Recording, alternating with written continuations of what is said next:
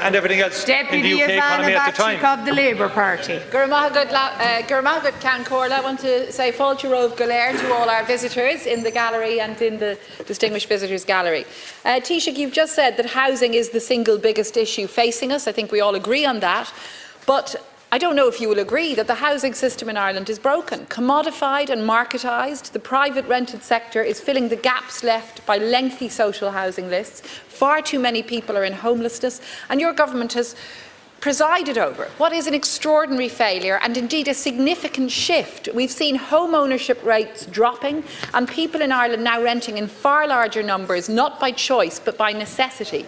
Yet your government has failed to update the law to protect renters. And the irony is the private rented sector receives plenty of public money, but through measures which don't address the root causes of the crisis. And there was nothing in last week's budget to offer that radical reset of housing policy that's so badly needed.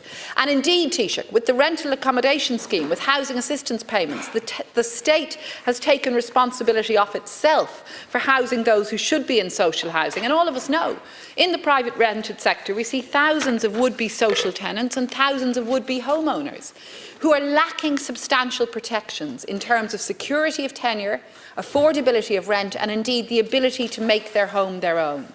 Renters have far too few rights in Ireland, Taoiseach, and the relationship to the landlord for far too many is defined by the existence of a toothless regulator and the threat of eviction, a very real threat, because a tenant who pays their rent on time and complies with the terms of their lease can still be evicted if the landlord needs the property for a family member or to sell it, or if they purport to plan as much. And the very worst manifestation for renters, Taoiseach, of the lack of rights is the threat and the reality of eviction. Landlords continue to possess that broad liberty to evict tenants for no good reason, and we know that evictions are driving homelessness. So to stop evictions, the tenant in situ scheme was supposed to be the safety net, funding councils to buy properties if tenants are at risk of homelessness. More than 2,500 households have been kept with a roof over their heads by the scheme, but unfortunately your government is not sustaining it. Its funding is uncertain. Taoiseach, the government is now saying they will legislate to require landlords to disclose the rate of rent they charge tenants, something we've called for many years. A renters register was in the first bill I introduced as a TD in this House in 2021, the Renters' Rights Bill, but we need to see more from you and from government, and in particular, we need to see you reintroducing a measure that worked to slow homelessness rates during COVID, the ban on no-fault evictions. And I'm asking you, Taoiseach, will you consider this winter a ban at least on child evictions, because there's over 5,000 children in Ireland now homeless, and we are at the risk now of normalising child homelessness. So to take a radical step to address this, to prevent more children falling into homelessness, will you consider introducing a temporary eviction ban where children are concerned? Could I just say to the Deputy that the government has responded to the Housing Commission. There's been assertions in public discourse that the government ignored the Housing Commission in respect to the rental market. I would argue that the opposition have ignored the Housing Commission's section on rents, because it clearly pointed to a reform of the RPZs. It clearly does. It said it was not fit for purpose, could not be allowed to continue. And once the government came forward and the Minister came forward with rent reforms in terms of the rent pressure zones, both balancing with protections in terms of making it a full national coverage and other measures, there was a chorus of opposition from the opposition and a pretence that the government hadn't looked at the Housing Commission at all. That happened, right? And in terms of the bottom line here is supply. And there's no doubt in my mind that if you continue with rent bans or eviction bans and all of that and rent freezes, you will depress supply. There's no doubt in my mind about that. And also, if we keep on doing judicial reviews, even against guidelines and against regulations. I mean, remember, your party now is judicial.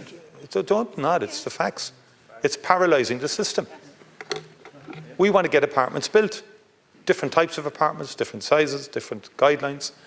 And the first resort of public representatives within the Labour Party and other parties is to go and do a judicial review, which is going to delay by about 6 months, 8 months, progress on that front. Everybody has identified the shortage of apartments as a key issue. Government has moved through reform of the rent pressure zones, through changing the apartment guidelines, through the VAT, to try and get to a position where we narrow the viability gap so we get more apartments built. What do we face? We face judicial reviews. And I don't think that's right. I think this is beginning to undermine the democratic voice in here, because we're elected, and we're elected to do things and get things done. But every step of the way, whether it's a wastewater treatment plant, whether it's infrastructure, there are judicial reviews, and many of them are politically motivated. From the government's perspective, we want supply, and more supply. And housing supply numbers for 2025 in Q2, as you know, were quite strong for that time of the year. A 35% increase year on year on Q2 in 2024. A 20% increase for the year to date compared to 2024. And they're the strongest Q2 and half-yearly figures since 2008. Since 2008, the figures in the first 2.5 of this year. And that is the bottom line. So this kind of refusal also to acknowledge progress, but we need to do much more than that. And that is why the government is doing everything it possibly can to get more houses built, to get more apartments built, both on the social housing level, affordable housing, and generally across the situation. And we will continue to do that. And we brought in the rent credit. Taoiseach. Deputy Bacik. Significant in itself in terms of, and has been in terms of its impact. Taoiseach, I've listened carefully to your answer, and every time I raise housing, every time I raise the appalling and shocking figure of 5,000 children in homelessness with you, you engage in what I may describe as classic deflection tactics. Previously, when I raised the failures to sustain the tenant in situ scheme, a scheme we welcomed, you'd blamed local authorities. Now you're blaming judicial reviews. The reality is, Taoiseach, you and your government have to take responsibility for what is a housing disaster and what has become shamefully a normalisation of thousands of children who are in homelessness and many more thousands who are in overcrowded accommodation, multiple generations of families under one roof, cramped into, I see it myself in my own constituency, crammed into childhood bedrooms, young adults sometimes with their own children as well, because they cannot find a home to buy or to rent that's affordable. And your government has to take responsibility for this. And of course we acknowledge where there's progress. I've just acknowledged progress with the renters, with more transparency on rent rates. We welcome that. We welcome tenant in situ. But I'm asking you again, Taoiseach, I'm putting forward to you a constructive way to address the scourge of child homelessness, and you haven't answered that question. Well, so you asked a range of questions, though, to be fair, and on the homelessness question, the Minister is taking a different approach than the eviction ban, because we believe the eviction ban will damage supply. But what we can do in terms of homelessness is have a very specific programme and allocated resource. The Minister already received 50 million earlier this year in respect of taking families out of homelessness and allocating social housing in a ring-fenced specific way. And the Minister is committed to doing that, and he received additional resources in the budget to double down on that and to have a particularly focused programme in respect of children in homelessness. And it's, as you know, people enter and exit homelessness on an ongoing basis. So the issue for us is to get families and children out of homelessness as quickly as possible. And it's much more complex than has been articulated by you and others in this House. Much more complex homelessness is today, and you know that. And that's why there will be also legislative changes to some aspects of what is going on as well. Thank you, Taoiseach.